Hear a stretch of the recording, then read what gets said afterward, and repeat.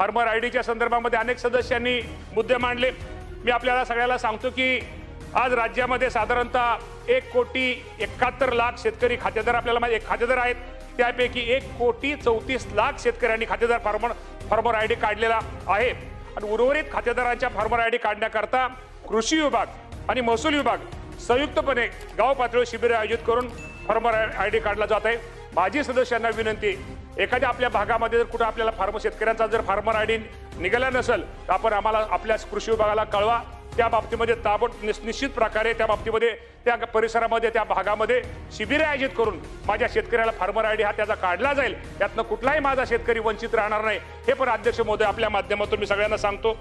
केंद्र सरकारच्या योजना आहेत राज्यात, त्यामध्ये आपल्याला फार्मर आयडी तो कंपल्सरी केलेला आहे। त्यामुळे उद्या अडचण येऊ नये, उलट आपल्याला उद्या जर त्यातनं कोणी आम्ही वंचित आपण अजिबात ठेवणार नाही, पण त्यातनं आपला उद्देश एकच आहे की ते सर्वांनीच फार्मर आयडी काढावा हा खरा आपला हेतू आहे। ते आपल्या म्हणणं बरोबर आहे, जरी उद्या काय झालं आपण कुणालाही वंचित ठेवणार निश्चित प्रकारे नाही। कृषी मंत्री दत्तात्रय भरणे यांनी शेतकऱ्यांसाठी विधानसभेमधून मोठी खुशखबर समोर आलेली आहे, ती म्हणजेच फार्मर आयडीवर कृषी मंत्र्यांची मोठी घोषणा।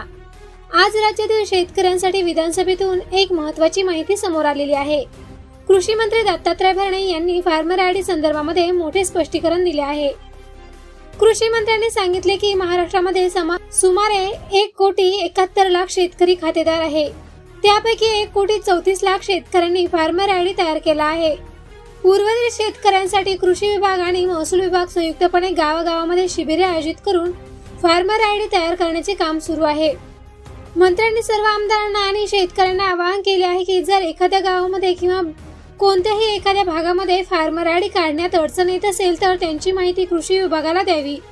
त्यानंतर त्या ठिकाणी विशेष शिबिर भरवून फार्मर आयडी तयार करण्यात येईल। यावेळी त्यांनी स्पष्ट शब्दामध्ये सांगितलं की कोणताही पात्र शेतकरी फार्मर आयडी पासून वंचित राहणार नाही।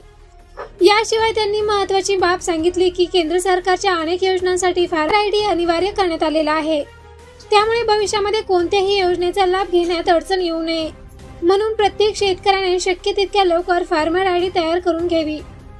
म्हणूनच जर तुमचा फार्मर आयडी अजून तयार झालेला नसेल तर आपल्या जवळच्या कृषी कार्यालयाशी, तलाठी कार्यालयाशी किंवा आयोजित शिबिराशी संपर्क साधून तो लवकरात लवकर तयार करून घ्या।